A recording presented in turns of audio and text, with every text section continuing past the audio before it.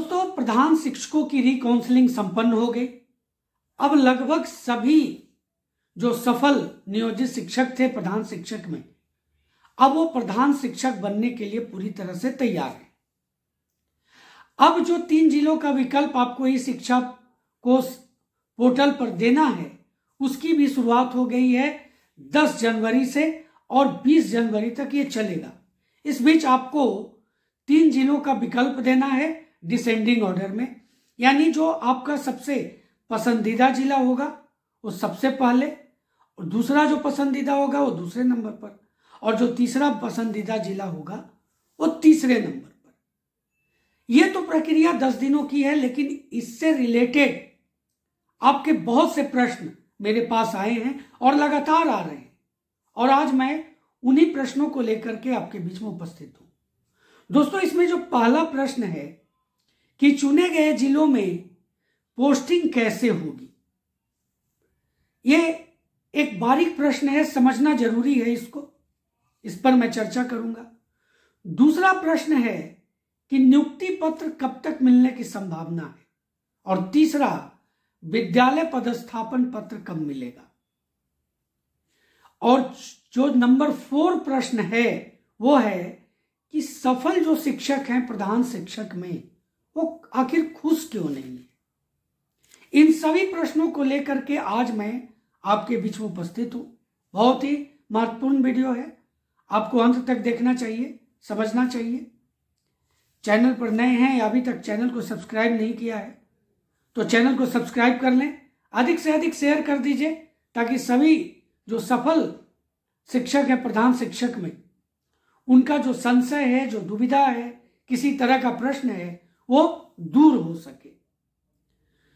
तो चलिए सबसे पहले प्रश्न पर आते हैं, और पहला जो प्रश्न है कि चुने गए जिलों में पोस्टिंग कैसे होगी। अब देखिए, आपको 10 दिन का समय मिला है, उसमें आपको 3 जिलों का विकल्प देना है। अब इसमें पोस्टिंग की अगर बात करें तो जब आपका रिजल्ट आया तो उसमें आपका एक मेधा सूची बना। इस मेधा सूची में दोस्तों आपका एक जो ग्रेड है वो भी आपका निर्धारित है कि आप किस नंबर पर हैं। जो भी रिजल्ट हुआ 36,942 यही टोटल सफल जो शिक्षक हुए, उसमें से आपका कौन सा पोजीशन है ये क्लियर है, यूपीएससी के पास है, और इसी के आधार पर दोस्तों आपकी पोस्टिंग होगी। यानी कि जब शुरुआत कहां से होगा, यह भी बहुत बड़ा प्रश्न है कि शुरुआत कहां से हो सकता है। तो शुरुआत शहरी क्षेत्र से होगा और ग्रामीण क्षेत्र की ओर जाएगा, ये कंफर्म मानिए। और शहरी क्षेत्र में जो ऊपर जिनका पोजीशन है, जिनका मेधा अंक ऊपर है, उनको शहरी क्षेत्र मिलेगा, और उसी स्तर से जैसे जैसे विद्यालय भरते चले जाएंगे, उस तरह से जिस तरह से आपका मेधा अंक है, मेधा सूची जो बनी हुई है, उसके आधार पर शिक्षकों का ट्रांसफर उस विद्यालय में होते जाएगा, ट्रांसफर का या नियुक्ति होता चला जाएगा। ये एक महत्वपूर्ण जो मैं आपको बात बता रहा हूं, बारीक जो प्रश्न है उसका उत्तर है दोस्तों। अब इसमें अब देखिए, बहुत से जिले हैं जहां सीटें ज्यादा हैं, सफल जो अभ्यर्थी हैं वो कम हैं, कहीं सीटें कम हैं, सफल अभ्यर्थी ज्यादा हैं। अब इसमें कैटेगरी वाइज होगा। अब ये टोटल से आपको नहीं लेकर के चलना है, किस कैटेगरी में कितने पोस्ट हैं और कितने सफल हैं, उस आधार पर आपकी पोस्टिंग होगी। आप ये कभी मत सोचें कि अगर आप जनरल कैटेगरी में हैं तो आपका तो अंक निश्चित है कि ज्यादा है तो आपको मिल जाएगा, और एससी कैटेगरी में जो ऊपर आ रहे हैं वो छट जाएंगे, वो दूसरे जिले चल जाएंगे। ऐसा नहीं होने जा रहा। ये बिल्कुल आप समझ जाइए कि जिस कैटेगरी में जितने पोस्ट हैं और जितने सफल अभ्यर्थी हैं, उसको जो फुलफिल करेंगे वो उस जिले में रहेंगे और बाकी जिले के बाहर जाएंगे, इसमें कोई दो राय नहीं। इस तरह से पहले प्रश्न का उत्तर यही है दोस्तों कि शहरी क्षेत्र से शुरू होगा, ग्रामीण क्षेत्र तक जाएगा, और जब पूरा हो जाएगा तो दूसरे जिले में पोस्टिंग उनकी होगी, और वो भी जब पोस्टिंग होगी तो वहां के क्राइटेरिया के अनुसार, वहां जो ऊपर मेधांक लाए हुए हैं उनके बाद ही आपकी पोस्टिंग की संभावना बनेगी। तो ये बहुत ही महत्वपूर्ण बात मैं आपको बता रहा हूं। दूसरा जो प्रश्न मैंने आपके बीच में रखा था कि नियुक्ति पत्र कब तक मिलने की संभावना है, तो 20 तक तो आपको 3 जिले का विकल्प देना है, और उसके बाद लगभग इसको पूरा करने में समय लगेगा। और मैं आपको बता दूं कि आपका जो नियुक्ति पत्र है उसमें आपका जिला का मेंशन नहीं भी हो सकता है।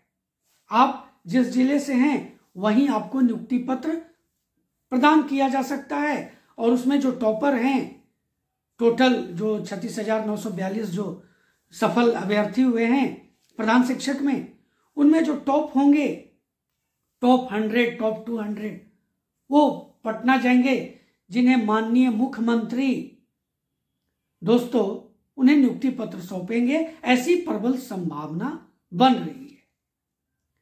तो इसकी जो संभावना है दोस्तों कि नियुक्ति पत्र कब तक मिलेगी, तो यह पूरा मैं आपको बता देता हूं। नियुक्ति पत्र आपको फरवरी के पहले सप्ताह में मिलने की प्रबल संभावना है, इसमें कोई दो राय नहीं है। उसके पूर्व मिल जाए तो और अति सुंदर बात है, लेकिन संभावना यही बन रही है फरवरी के प्रथम सप्ताह में। अब उसके बाद मैंने आपको बताया कि विद्यालय कब अलॉट होगा, यानी विद्यालय पदस्थापन पत्र, योगदान पत्र आपको कब मिलेगा। तो ये भी क्लियर है दोस्तों कि करीब करीब जो संभावना दिख रही है वो फरवरी के मिडिल में इसकी संभावना दिखाई दे रही है, जब आपको विद्यालय पदस्थापन पत्र और योगदान पत्र आपके हाथ में मिल जाएगा, जिसमें आपका जिला भी अलॉट हो जाएगा, आपका विद्यालय भी अलॉट हो जाएगा। उस जिले में किस विद्यालय में आपका, किस प्रखंड में, किस पंचायत में आप गए हैं, पूरा मेंशन रहेगा विद्यालय पदस्थापन पत्र में। तो ये 3 प्रश्नों का उत्तर मैंने आपको दे दिया। जो चौथा प्रश्न है कि सफल शिक्षक खुश क्यों नहीं है, इसके पीछे बहुत से रीजन है दोस्तों। खुश इसलिए नहीं है कि लगभग सक्षमता पास जो नियोजित शिक्षक हैं उनकी संख्या 2.5 लाख से तक तो पहुंच चुकी है, सक्षमता 1 और सक्षमता 2 से। अब देखिए इसमें बहुत से सक्षमता पास जो विशिष्ट शिक्षक बने वो भी प्रधान शिक्षक बन गए हैं, और बहुत से नियोजित शिक्षक जो सक्षमता 2 में सफल हुए हैं वो प्रधान शिक्षक बन गए हैं, और जो सक्षमता नहीं भी दिए हैं वैसे भी शिक्षक हैं जो प्रधान शिक्षक बन गए। अब इन सब की जो खुशी है वो क्यों गौन हुई है, क्योंकि जब जिले का ऑप्शन दिया जा रहा है तो जिले में तो कहीं भी पोस्टिंग हो जा सकती है, कोई जिला बहुत छोटा तो है नहीं, घर में आज वो हैं, नजदीक हैं, और ट्रांसफर के लिए भी आवेदन दे चुके हैं, जो दूर में है वो भी अपने नजदीक घर में पहुंच जाएंगे। तो इस स्थिति में कोई अपना घर छोड़ करके क्यों जाए, ये बड़ा प्रश्न है, और इसीलिए शिक्षक खुश नहीं है। अब आप बताइए कि नियमित शिक्षक अपने घर के पास आ रहे हैं, जो बीपीएससी से चयनित हैं विद्यालय अध्यापक वो घर के नजदीक आ रहे हैं, विशिष्ट शिक्षक घर में हैं और जो दूर हैं वो भी घर के नजदीक आ रहे हैं, नियोजित शिक्षक लगभग घर में हैं।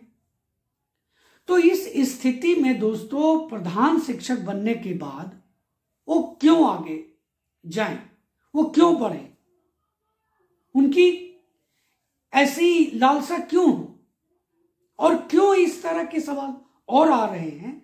एक प्रश्न मैं आपको शुरू में नहीं बताया, आपके बीच में नहीं रखा, ये भी लगातार चल रहा है कि वेतन बढ़ेगा नहीं बढ़ेगा। तो आप जरा देखिए कि वेतन, जो मूल वेतन बढ़ने की जो संभावना अभी लगातार चल रही है कि 10% बढ़ जाएगा, 15% बढ़ेगा, 20% बढ़ेगा, 40,000 हो जाएगा मूल वेतन। तो ऐसी किसी भी तरह की जब तक आपके पास विभागीय सूत्र से जानकारी प्राप्त ना हो तब तक आप इसे अफवाह समझें। इस पर आपको किसी भी तरह की सोच रखना मेरे समझ से जल्दीबाजी होगी। अब रह गई बात कि तो फिर कैसे ज्वाइन करेंगे 30,500 पर, यानी 30,500 पर। तो दोस्तों आपको मैं बता दूं, लेटर आ चुका है कि कन्ये और बरिये का आप जब विद्यालय प्रधान बनेंगे तो आप बरिये हो जाएंगे, तो आपका कन्ये का अगर वेतन आपसे अधिक होगा तो ऑटोमेटिक है कि आपका वेतन बढ़ जाएगा उनके लेवल का। ये तो कंफर्म है, इसमें कोई दो राय नहीं।